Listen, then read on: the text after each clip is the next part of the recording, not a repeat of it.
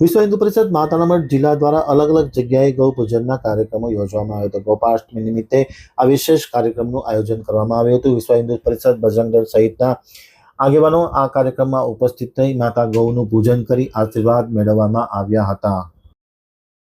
હવે જોઈએ નખત્રાણા આમતક ન્યૂઝ બ્યુરોમાંથી જયંત વાઘેલાનો એક વિસ્તૃત અહેવાલ.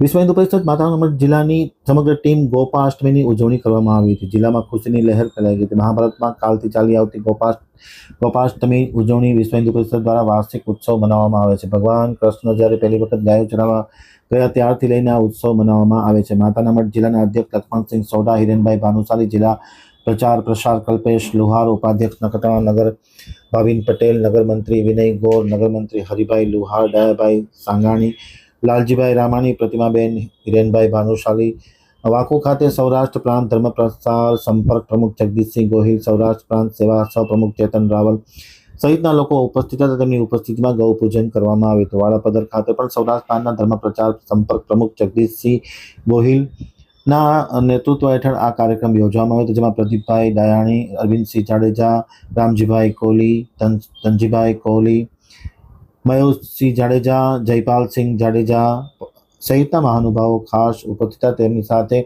હિરેનભાઈ ડાયાણી, પ્રકાશભાઈ રંગાણી, નયનભાઈ ડાયા સહિતના લોકો ખાસ ઉપસ્થિત હતા. એમ આમતક ટીવી સાથેની વાતચીતમાં માહિતી આપતા હિરેન ભાનુશાલીએ જણાવ્યું હતું. અને અલગ અલગ જગ્યાએ ગૌ પૂજનના વિશેષ કાર્યક્રમો યોજાયા હતા.